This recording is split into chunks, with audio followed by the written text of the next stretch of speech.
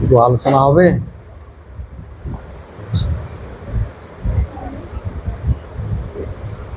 ওম বসুদেবসুতং দেবং কংসচানুরমর্দনং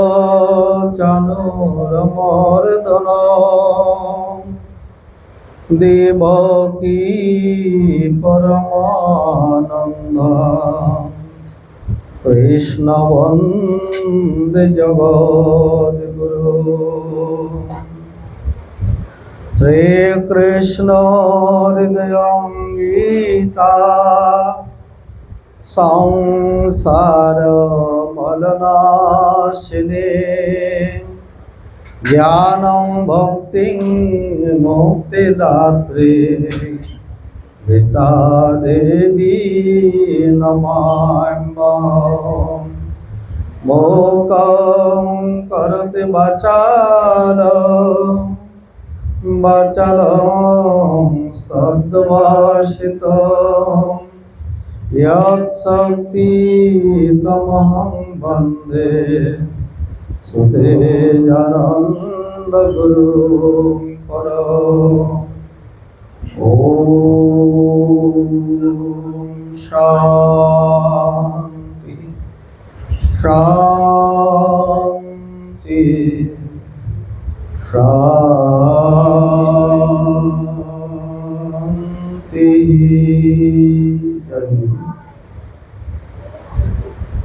শ্রীমদ্ ভগবদ গীতা চতুর্দশ অধ্যায় গুণত্রয় বিভাগ যোগ। একটু ঘুরিয়ে দাও, সাউন্ডটা এখানে লাগবে।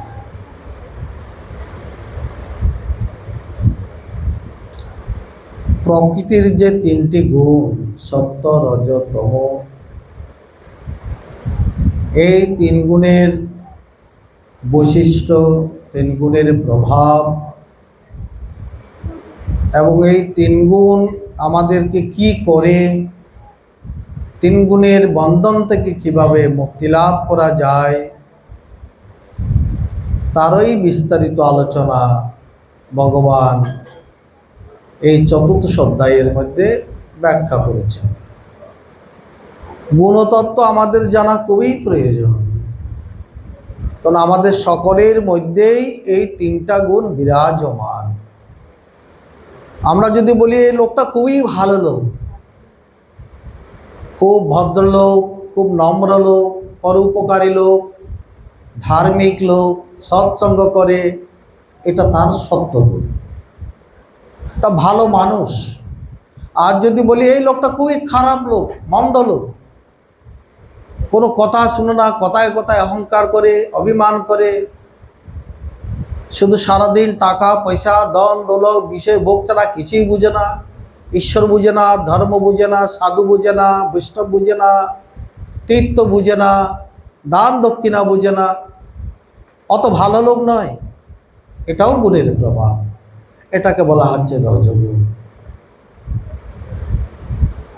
আরেক প্রকারের লোক আছে যারা না কাজকর্ম করে, না ধ্যান দান ধর্ম করে, একেবারে যাদের বলা হয় কুড়ে মানুষ, অলস ব্যক্তি, তারা সর্বদা ঘুমায় আর খায় কুম্ভকর্ণের মতো। এদেরকে বলা হচ্ছে তামসিক ব্যক্তি, তমগুণের প্রভাব। সকলের মধ্যে কিন্তু এই গুণগুলো আছে। যার মধ্যে সত্যগুণ আছে, আবার সেও মাঝে মাঝে চটে যায়, তার মধ্যে রজগুণও আছে। আবার সেও যদি মাঝে মাঝে তমগুণে আক্রান্ত হয়, অলসতায়, নিদ্রায়, প্রমাদে দিন কাটায়। এইভাবে আমাদের জীবন চলছে। ভগবান চিত্রটা তুলে ধরেছেন, দেখো তুমি কোন স্বভাবের লোক, তুমি রজগুণী লোক না তমগুণী লোক, না তুমি সত্যগুণের লোক। এই গুণ যদি আমরা চিনতে না পারি, জন্ম জন্ম ধরে গুণের বন্ধনে আমাদেরকে আবদ্ধ থাকতে হবে। এই বন্ধন থেকে মুক্তি করার বা মুক্তি লাভের কোনো উপায় থাকবে না। তাই ভগবান গীতা প্রথমেই বলে দিয়েছেন অর্জুনকে, নিশ্চয়ই গুণ্য জন্য। অর্জুন, তুমি গুণাতীত হও। গুণের মধ্যে যদি তুমি অবস্থান করে, সেটা সত্যগুণ হোক, ভালো গুণ হোক, তাতেও বন্ধন। সেখানেও এটা বলা আছে, সোনার শৃঙ্খলে বন্ধন। কেউ সুখে আছে, লেখাপড়া শিখেছে, মান সম্মান হয়েছে, নাম যশ হয়েছে, জ্ঞানী বলে পরিচিত হয়েছেন, ওই যে লোকে তাকে মান সম্মান করে, জ্ঞানী বলে ডাকে, পণ্ডিত বলে ডাকে, এটা তার সুখ, ওটাও বন্ধন। ওটা সত্যগুণের বন্ধন। ওই সুখ থেকে সে বেরোতে চায় না, সে আরও চায় মানুষ আমাকে মান্য করুক, আমাকে সম্মান করুক, আমাকে জ্ঞানী বলে ডাকুক, সর্বদা সেলিউট জানাক। এটা সে মনে মনে চায়, আকাঙ্ক্ষা করে, সে সুখ আকাঙ্ক্ষা করে বিষয় থেকে। সে পাণ্ডিত্যের স্পৃহা রাখে শুধু মানুষের কাছে ভালো হওয়ার জন্য। এই জাতীয় সুখও বন্ধ। এখানে কোনো দুঃখের লেশ মাত্র নেই। সুখ আর সুখ, তার জ্ঞানের সুখ আছে, তার মোহের সুখ আছে, তার বিষয়ের সুখ আছে, তথাপি সে বন্ধনে আবদ্ধ। যখন একটা মানুষ শুধু কর্ম আর কামনার পিছনে ছুটে, সংসারে মানুষগুলো দেখা যায় একেবারে উন্মুক্ত ঘোড়ার মতো ছুটেছে। যে ঘোড়াকে আস্তশালার মধ্যে তাকে বেঁধে রাখে দিন রাত, হঠাৎ যদি সে ছাড়া পায়, সে ছুটে একেবারে তীব্র গতিতে ছুটে। তো মানুষের মনের যে কামনা বাসনার স্রোত চলছে, ওই কামনা বাসনায় তাকে কর্মের পিছনে দিনের পর দিন তাকে ছুটাচ্ছে। সে জানে না সে কেন এত ছুটছে, কত টাকা তার দরকার, কি জন্য সে ছুটছে, অমূল্য জীবনটা নষ্ট করছে। সে হয়তো 10 জনের দেখা দেখে ধর্ম একটু করে, যে পরিমাণ ধর্ম করলে গুণ থেকে মুক্ত হওয়া যায়, সে পরিমাণ ধর্ম সে করছে না। এই কর্মের পিছনে গিয়ে সে কখনো মিথ্যা, কখনো হিংসা, কখনো স্বার্থের মধ্যে জড়িয়ে যাচ্ছে। এই সমস্ত মানুষগুলোকে রজগুণী মানুষ বলা। আর তো তমগুণের কথা কিবা বলবো, কত রবি জলে রে কে বা কি মেলে রে। গায়ে আগুন আসতেও বলে যে না, ঘুমিয়ে থাক, দরকার নেই। সেই সংসারে না কর্ম করে, না উপার্জন করে, ভবগুরের মতো ঘুরে ঘুরে দিন কাটায় তামসিক ব্যক্তি। এই কথাগুলো গীতার আজকে 4th অধ্যায়ে ভগবান চত্রে চত্রে বলেছেন যে প্রকৃতির 3টি বন্ধন, এগুলোকে বলা হচ্ছে মায়ার বন্ধন। এই মায়ার বন্ধনে আমরা আবদ্ধ। এই গুণগুলো হচ্ছে মায়া থেকে উৎপন্ন, জ্ঞান থেকে উৎপন্ন। তো ভগবান অর্জুনকে লক্ষ্য করে আমাদের সকলের উদ্দেশ্যে একটি কথা বললেন, নিস্ত্রয় গুণ্য ভবার জন্য, তুমি গুণাতীত হওয়ার জন্য, অন্যথা তোমার সুখের শেষ থাকবে না। তুমি সুখে শোকে দুঃখে কষ্টে যাতনায় এই সংসার থেকে তোমাকে বিদায় নিতে হবে। তো যারা সত্যগুণী মানুষ তারা অপেক্ষাকৃত ভালো, রজতম গুণের চেয়ে অপেক্ষাকৃত ভালো। তারা মানুষের কল্যাণ করে, উপকার করে, ভালো থাকার চেষ্টা করে। হয়তো গুণাতীতে সাধনা করে না, তথাপি ভালো। যারা পরের দুঃখে একটু কাতর হয়, এক সাধু বাবা গঙ্গায় স্নান করছেন, তিনি দেখতে পেলেন একটা পোকা, বিছা পোকা, যে বিষাক্ত পোকা জলের মধ্যে পড়ে মৃত্যুবরণ করতে যাচ্ছে। সেই জলের স্রোত থেকে উঠে আসা তার আর কোনো ক্ষমতা নেই। সাধু বাবার মন বিগলিত হল, আরে এই পোকাটা তো এখনই মারা যাবে। সাধু বাবা সেটা হাতে করে তুলে যে কিরে ফেলতে যাবে, ও পোকা তখনই দংশন করল। সাধু বাবা একেবারে দংশনের জ্বালায় হাতটা জ্বালা দিল, পোকাটা আবার জলে পড়ে গেল। সে ভাবছে না এটা তো আবার মারা যাবে, আবার তুললো, আবার তোলার পর সেই পোকাটা আবার দংশন করলো, তার তো স্বভাব দংশন করবে, আবার ঝাড়া মারলো। এবং পোকাটা বিষাক্ত পোকা, যখনই দংশন করে তখনই বিষ লাগে, কষ্ট হয়, দুঃখ হয়, ব্যথা হয়। আবার ফেলে দিল, আবার যখন তুলতে গেল আবার তাকে দংশন করলো, আবার ফেলে দিল। আশেপাশে যারা স্নান করছেন তারা বলছে, সাধু বাবা আপনি এত কষ্ট পেয়েও পোকাটাকে তুলে নিচ্ছেন কেন? আপনাকে তো বারবার 3বার আপনাকে আক্রমণ করলো।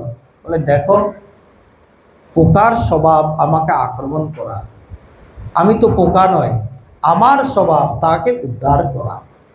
এ হলো সত্যগুণী মানুষের লক্ষণ। নিজে কষ্ট করেও না খেয়েও অতিথি সেবা করে, দিন দুঃখী গরিবকে করুণার চোখে তাদের সেবা করে।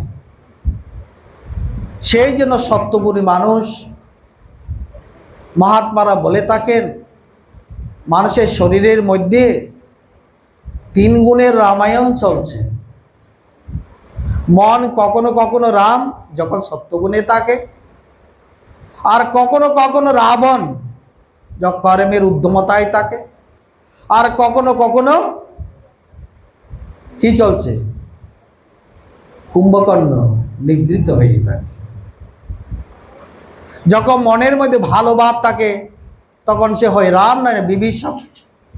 বিভীষণ, কুম্ভকর্ণ, রাবণ, তারা তো 3 ভাই, কিন্তু এক একজনের স্বভাব এক এক রকম। তারা একই পিতার পুত্র 3 জন, কিন্তু তার বাবাও ছিলেন কিন্তু ব্রাহ্মণ। তারা আকারে মানুষ হলো, প্রকারে তারা গুণের কারণে অমানুষ হয়ে গেল।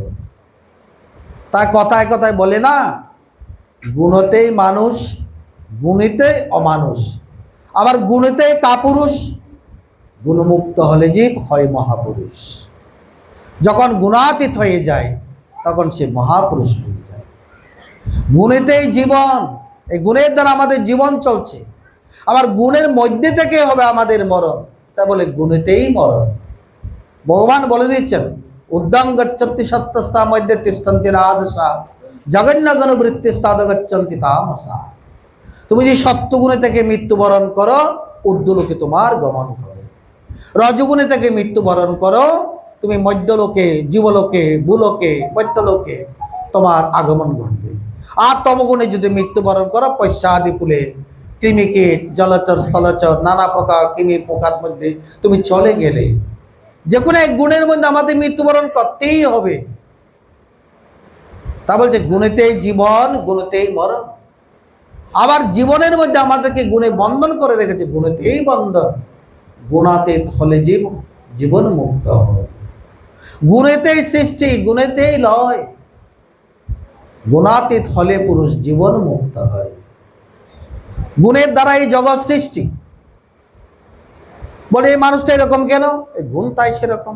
এই মানুষটা এরকম কেন? বলে গুণ তাই সেরকম। এই গুণতত্ত্ব জানলে সংসারের মধ্যে কিন্তু অনেক শান্তি বিরাজ করে। বউ শাশুড়ি ঝগড়া করে না, করে একজন কুমাস পালন করছে। যদি শাশুড়ি গুণতত্ত্ব জানতো, বুঝবে তখন আমার বৌমার এখন রজগুণ চলছে, বকতে দাও, বকতে দাও, আমি সত্যগুণে জপ করি। বৌমা কতক্ষণ বকবে? বেশিক্ষণ বকতে পারবে না, ঠান্ডা হয়ে যাবে। জীবনে নীরবতার মতো প্রতিবাদ আর কিছুই নেই।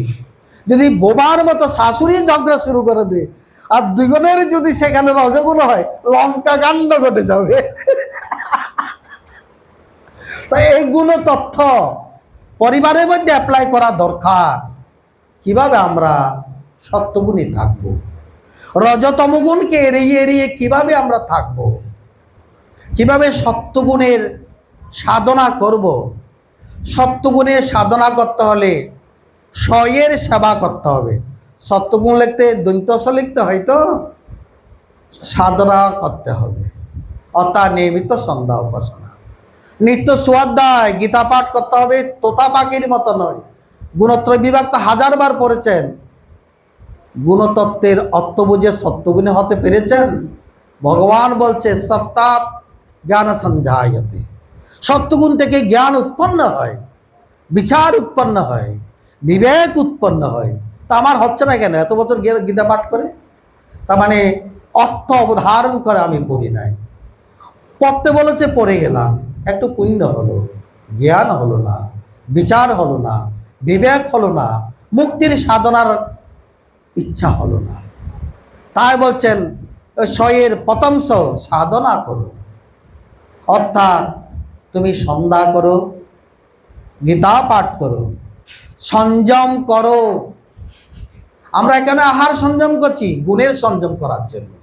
আমি নিরামিষ খাচ্ছি কিন্তু কামনা বাসনার অন্ত নেই। এই কামনা বাসনা কোত্থেকে উঠে? ভগবান বলে দিয়েছেন কামেশ ক্রোধেশ রজোগুণ সমুদ্ভব। তা আমি নিরামিষ খেলাম, আমার মধ্যে রজগুণ কেন? আমি সেদিকে দৃষ্টি দিই নাই। আমি আলমন খাচ্ছি, একবেলা খাচ্ছি, এত গরু ছাগলও খাই। আমার সংযম কোথায়? আমার মনের ইন্দ্রিয়ের প্রাবল্যতার কারণ হবে কেন? আমার বিচার কোথায় গেল? শুধু নিরামিষ খেলে হবে না, তার সঙ্গে গুণের বিচার করতে হবে। আমার মধ্যে যেন রজগুণ না আসে, চেক আপ করতে হবে, সংযম করতে হবে। সয়ের আরেকটা তল সংযম। কেন সংযম করব? যেন আমি সত্যগুণে থাকতে পারি, যেন খাবো না বাসনা আমার মধ্যে স্রোতের উদ্দাম গতিতে যেন না ছুটে। তা এই যে প্রেরণাগুলো পাওয়ার জন্য আমাকে সৎসঙ্গ করতে হবে, সাধু সঙ্গ করতে হবে আমাকে। সাধু সঙ্গ না করিলে এগুলো কিছুক্ষণ থাকবে, কিছুক্ষণ পর আবার চলে যাবে। মহাত্মারা বলেন সাধু সঙ্গ হলে পেট্রোল পাম্প। গাড়ি চালাতে চালাতে তেল ক্ষয় হয়ে গেলে পেট্রোল পাম্পে গিয়ে তেল নিতে হবে। সংসারে চলতে চলতে যখন রজতম গুণের প্রবলতা বেড়ে যায়, প্রবলতা বেড়ে, নিজেকে বুঝতে হবে আমি সংসারে নিজেকে তাল ঠিক রাখতে পারছি না, আমাকে আক্রমণ করছে কাম করতল, একটু সৎসঙ্গ করি। এমনভাবে সৎসঙ্গ করবো, সৎসঙ্গের কথাগুলো যেন আমি হৃদয়ে ধারণ করি, মস্তিষ্কের মধ্যে স্মৃতি রাখি, আর মন দিয়ে যেন এগুলো মনন করি। কেবল কথা শুনতে গেলাম, শুনে চলে আসলাম, আবার মাছ মাংসকে নিদ্রায় অভিভূত হলাম, ওই সৎসঙ্গ করে কোনো লাভ হবে না। সৎসঙ্গ করা মানে সৎসঙ্গ করা, এটা হৃদয়ে ধারণ করতে হবে। আমি সৎ হব, তাই সৎসঙ্গ করব। সয়ের আরেকটি সাধনা সত্য কথা বলা, সত্য পথে চলা। আমরা অনেক সময় সত্য ভঙ্গ করি। অনেকে গুরুর আশ্রমে গিয়ে দীক্ষা নিই, দীক্ষার সময় প্রতিজ্ঞা করি 3 বেলা সন্ধ্যা করব, গড়ে এসে করে না। প্রতিজ্ঞা করি মুরগির মাংস খাবো না, অথচ মুরগির মাংস আরামসে খেয়ে বেড়াচ্ছে। প্রতিজ্ঞা করছে একাদশী করব, একাদশীর দিন বলায় একটা নিমন্ত্রণ পেলে সেখানে একেবারে ডেক্সির খাবার খেতে চলে যাব। প্রতিজ্ঞা করি রোববার পালন করব, যখন ভালো ওকেশন আছে। একটা রোববার বাদ দিলে কি হয়? আমাদের বিচার পচে গেছে, বিচার নোংরা হয়ে গেছে। তা আমরা কি করছি? দিন দিন আমাদের গুরুনিষ্ঠার অপমান করছি, মন্ত্রনিষ্ঠার অপমান করছি, আশ্রম নিষ্ঠার অপমান করছি। আমি প্রতিজ্ঞা করেছি আশ্রমে, সুতরাং প্রতিজ্ঞা রক্ষা করি নাই, আশ্রম নিষ্ঠার মান মর্যাদা আমি পূর্ণ করেছি। মন্ত্রের কাছে প্রতিজ্ঞা করেছি, তাই মন্ত্রনিষ্ঠা হারাচ্ছি, সন্ধ্যা করছি না। গুরুর কাছে প্রতিজ্ঞা করছে মুরগি খাবো না, এসে আবার মুরগি খাচ্ছি, সুতরাং আমার গুরু মর্যাদা লঙ্ঘন হচ্ছে। এগুলো সূক্ষ্ম সূক্ষ্ম পাপ, আমরা বুঝতে পারি না। এগুলো রজগুণের প্রভাবে আমাদের মনকে ওই দিক থেকে নিয়ে যায়, খারাপের দিকে নিয়ে যায়। যদি আমরা এগুলো সৎসঙ্গ করি, মনের মধ্যে প্রতিজ্ঞা করি কেন আমি নিষ্ঠাগুলো ভঙ্গ করব, কয়দিন আরে জীবনে বাঁচবো, মরে গেলে তো এক মুষ্টি চাই, কেন এত লোভ লালসা? আমরা যদি আমাদের ভারতবর্ষের দিকে দৃষ্টি তাকাই, কত % লোক মাছ মাংস খায়, ওরা নিরামিষ খেয়ে যদি জীবন ধারণ করতে পারে, আমরা গুরুর আজ্ঞা মতো কেন আমরা একাদশী করব না, আমরা কেন রবিবার মান্য করব না, কেন অবৈক্য বক্ষণ থেকে নিজেকে দূরে রাখবো না, কেন রাখবো না? ওই নিষ্ঠাই তো আমাকে একদিন নিত্যপদের স্থিতির সন্ধান দেবে। ওই নিষ্ঠা যদি হারিয়ে যায়, কোনোদিনই আমরা গুণাতীত হতে পারবো না, নিত্যস্থিতি হবে না। সংসার কটাহে প্রতিদিন ওই বউ শাশুড়ির ঝগড়ার মতো এভাবেই চলতে হবে, এবং যাতনা পেয়ে আর্তনাদ করতে করতে আমাদের মৃত্যুবরণ করতে হবে। সেই জন্য আমাদের এই জীবনে সৎসঙ্গ করা, সত্যগুণে থাকার জন্য। সত্যগুণে থেকে আমরা যাতে জীবন গঠন করতে পারি, সুন্দর জীবন গঠন করতে পারি, আমরা যে কর্মের শোধন করতে পারি, সত্যগুণের কর্মগুলো সুন্দর হয় আর রজতম গুণের কর্মগুলো বড় অসুন্দর হয়। কালির চেয়ে বেশি কালো কালো কি বলে কলঙ্ক, কালির চেয়ে বেশি কালো কলঙ্ক। অর্থাৎ যারা কীর্তিকর কর্ম করে না, যারা শাস্ত্রীয় কর্মের বিধানে চলে না, যশকর কর্ম করে না, শুভকর কর্ম করে না, পুণ্যকর কর্ম করে না, তারা তখন ও কালের চেয়ে যে কালো সে কলঙ্কের পথে তারা চলছে। আমরা দীক্ষা নিয়েছি কলঙ্কের পথে চলার জন্য নয়, অলঙ্কারের পথে চলা। অলঙ্কারগুলো কি কি? গীতার ষোড়শ অধ্যায় পড়বেন, দৈবী সম্পদের যে 26টি গুণ, ওই সম্পদগুলো অর্জন করা। অভয়ং সত সংশুদ্ধি জ্ঞান যোগ ব্যবস্থিতি দানং দমশ্চ যজ্ঞশ্চ স্বাধ্যায় তপার্জবম। এই যে 26টি গুণ, এগুলো সত্য গুণের লক্ষণ। আমাদের সংসার থেকে যদি আমরা মুক্তি পেতে চাই, এই সংসারটাকে আশ্রম বানাতে হবে। আমাদের শাস্ত্রে কিন্তু সংসারকে আশ্রম বলা হয়েছে, নাম কি? গৃহস্থ আশ্রম। আর গৃহস্থ আশ্রমের লক্ষ্য কি? ব্রহ্মনিষ্ঠ গৃহস্থ তত্ত্বজ্ঞান পরায়ণ যৎ কর্ম করিবিত তত্তৎ ব্রহ্মণি সমর্পয়েৎ। দেখেন, গৃহস্থ আশ্রমের লক্ষণ ব্রহ্মনিষ্ঠা, বিষয় নিষ্ঠায় নয়। আমরা কাম করে তাড়নায় বিষয়ের নিষ্ঠাকে প্রাধান্য দিচ্ছি। ব্রাহ্মনিষ্ঠ হয়ে তারা সংসারে থাকবে। গৃহীদের কথা বলা হয়েছে। সাধারণত তপস্যা করবে, ওরা সংযম করবে, শ্রদ্ধাই করবে, ওরা করবে, ওরা মুক্তির পথে চলবে। যারা গৃহী আছে তারা কিভাবে মুক্তি হবে? তাদের মুক্তির কথাই তো গীতায় ভগবান বলেছেন। গীতাতেই 17 গুণের বর্ণনাগুলো কেবল সাধুদের জন্য বলা হয়নি। অর্জুনকে লক্ষ্য করে 18 অক্ষৌহিনী সেনার মধ্যে অর্জুন যেন সকলের প্রতিনিধি হয়ে সবাইকে যেটা জানাতে পারে, সঞ্জয় দিব্য চক্ষু দিয়ে সেগুলো দর্শন করে ধৃতরাষ্ট্রের মাধ্যমে জগতের মধ্যে জানালেন। আর ব্যাসদেব দিব্য দৃষ্টি দেখে আমাদের মহাভারতের গীতার ভগবানের শ্রীকৃষ্ণের বাণীগুলো গ্রথিত করলেন। তার থেকে আমরা জানতে পারছি জীবন কিভাবে পরিচালনা করতে হবে। আমরা গীতা পড়ছি এই জন্য, কেবল তোতাবাকের গীতা পড়ার মতো পড়লে হবে না। গীতার্থ দেয়তে নিত্যং জীবন মুক্ত সবই গেয়। আমি যে গীতার শ্লোকগুলি অর্থভাবনা করে করে আমরা যদি পড়ি, আমাদের মুক্তি লাভ হবে। সেই জন্য প্রথমে গীতা প্রণাম মন্ত্রে কি বলেছিলাম? শ্রীকৃষ্ণ হৃদয়ং গীতা, ভগবানের একেবারে অন্তস্থ বাণী। এই বাণীগুলি কি জন্য এসেছে? সংসার বলো না আসেনি। সংসারের ময়লাটা কি? ওই সত্য রজতম গুণ। এই রজতম গুণ সত্যগুণ এগুলো হচ্ছে সংসারের ময়লা। এই ময়লা থেকে মুক্তির জন্য গীতার আশ্রয়ে জীবন গঠন করা। জীবন গঠন, অন্যথা জীবন বিপন্ন হয়ে যাবে, জীবন আর জীবন থাকবে না। ঠাকুর রামকৃষ্ণ বলছেন এই 3টা গুণ ডাকাত, এই 3টা গুণ ডাকাত। বাইরের ডাকাত যেমন আমাদের ঘরের জিনিস লুণ্ঠন করে, আর এই 3টা গুণ আমার আত্মসত্তাকে লুণ্ঠন করছে, আমার স্বরূপকে আবৃত করে রেখেছে, আমাকে মোহিত করে রেখেছে, আমাকে দিন দিন অজ্ঞান অন্ধকারের মধ্যে নিবদ্ধ করে রেখেছে, আমাকে এই কারাগারের মধ্যে আবদ্ধ করে রেখেছে। ডাকা বেঁধে রেখেছে, এরা আমাকে ছুটতে দিচ্ছে না। একটা গান আছে না, গুনে, হ্যাঁ, ভবের বাজারে এসে ভুলে গেলাম পথের ঠিকানা। ওইখানে লেখা আছে গুণ কিভাবে বন্দি করছে, আর জীবাত্মা ভিতরে ছটপট চটপট চটপট করছে। প্রত্যেকের মধ্যে সে জীবাত্মা আছে, তিনি মুক্ত হতে চায়। দেহপিঞ্জরের মধ্যে সত্যরজ তমগুণের মধ্যে গীতা আজকের অধ্যায়ে বলছেন যে সত্যগুণ সুখে আবদ্ধ করছে, রজগুণ লোভে আবদ্ধ করছে, তমগুণ জ্ঞানে আবদ্ধ করে আমাদেরকে রেখেছে। মুক্তির উপায় কি? মুক্তির উপায় কি? এই সত্যগুণ রজগুণ তমগুণের মধ্যে থেকে মরলে আমাদের কি অবস্থা হয়?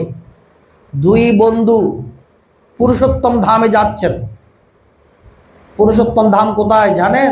পুরী ধাম। পুরী ধামের আরেক নাম পুরুষোত্তম ধাম, অর্থাৎ জগন্নাথ ধাম। সামনে রথযাত্রা, তাই দুই বন্ধু পূর্ব থেকে পরিকল্পনা করেছেন আমরা জগন্নাথ ধামে পুরীর ঠাকুরের রথ টানব।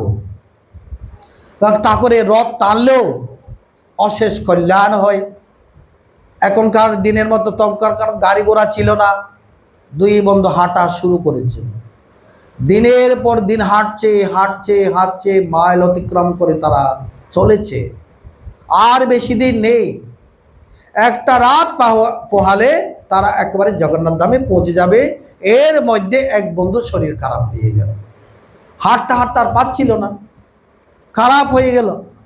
আর বিশাল ঝড় বৃষ্টির তাণ্ডব, আষাঢ় মাস তো ঝড় বৃষ্টি হচ্ছে।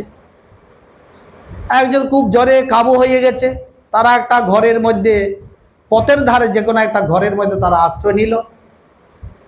কিন্তু কালকে রথের দ্বিতীয়া,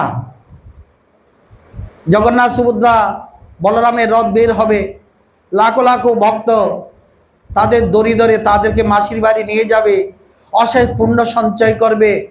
নাম গাথা কীর্তনের মধ্যে তাদের মনকে সেখানে তারা আত্মহারা হয়ে যাবে। ভগবানের নামে ধামে প্রেমে তারা একেবারে ভগবত ভাবে বিভোর হয়ে যাবে। এই তো তাদের ভাবনা, এই জন্য তো যাওয়া তীর্থধামে। এখন যে বন্ধু অসুস্থ হয়ে গেছে, আর এক পাও এগোতে পারছে না, তাকে পেলে অপর বন্ধু হচ্ছে, বন্ধু তুই থাক, আমি কিন্তু চলছি, আমি চলে যাচ্ছি, তুই এখানে থাক, তুই এখান থেকে ভগবানকে ডাক। ওকে রেখে ওই বন্ধু চলেছে জগন্নাথ ধামের দিকে। যে বন্ধু অসুস্থ, যে ঘরে আশ্রয় নিয়েছে, সেটা ছিল এক পতিতার বাড়ি। সে জানতে পারলো, হে ভগবান, তোমার দর্শনে যাচ্ছি, কেন তুমি আমাকে এখানে আনলে? হে প্রভু, কাল তোমার দিব্য রথ পথে চলবে, আমার মতো ভাগা তোমার দিব্য রথ দর্শন হবে না, তোমার মূর্তি দর্শন হবে না, তোমার জন্য যারা আত্মহারা হয়ে ওখানে যাবে সে ভক্তের সঙ্গ আমার হবে না। এই ভাবনা করতে করতে সে একেবারে নিদ্রিত হয়ে গেল এবং স্বপ্ন দেখল জগন্নাথের রথ চলছে। স্বপ্নের মধ্যে সে দেখছে জগন্নাথের রথ বের হয়েছে, সিংহাসন থেকে, রত্নবেদী থেকে ওই রথের সিংহাসনে মূর্তি প্রতিষ্ঠা করা হয়ে গেছে, আরতি করা হচ্ছে, ভক্তদের উদ্ধাম নৃত্য করতাল মৃদঙ্গ নাম কীর্তন হচ্ছে। তার এই ভাবনা করতে করতে স্বপ্ন দর্শন করছে। আর যে বন্ধু পথে চলেছে সে ভাবছে, আরে দুর্ভাগা বন্ধু, তুই তো আর রথের দ্বিতীয়াতে রথ দর্শন করতে পারলি না, জগন্নাথকেও দর্শন করতে পারলি না, রথের দড়িও টানতে পারলি না। আসলে তোর জ্বর আসেনি, আমি বুঝতে পেরেছি, তোর মন খারাপ হয়েছে, তুই পতিতার মোহে বিমোহিত হয়ে ওখানে পড়ে রয়েছিস।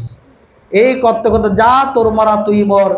এই যে পথে চলেছে সেই ভাবছে পতিতালয়ে অবস্থিত বন্ধুর কথা, আর যে ওই পতিতালয়ে বন্ধু ভাবছে জগন্নাথের কথা। যে রাস্তায় চলছে চলছে পরের দিন সকালে পৌঁছে গেছে এবং সে রথের দড়ি টেনেছে, জগন্নাথ দর্শন করেছে। রাত্রিবেলা সে কোনো এক জায়গায় বিশ্রাম নিয়েছে, তারও জ্বর এসে গেছে। জ্বর হতে হতে তার প্রাণ চলে গেল, ওইদিকে পতিতালয়ের বন্ধুর প্রাণও চলে গেল। এখন যে রথ দর্শন করেছে তার কাছে আসলো যমদূত, পতিতালয়ে যে এসে তার কাছে আসলো বিষ্ণুদূত। কিছু বুঝতে পারছেন? যে জগন্নাথ দর্শন করেছে, রথ টেনেছে, ভক্তের কাছে কাছে ছিল, তাকে মরার পর তাকে নিতে আসলো যমদূত।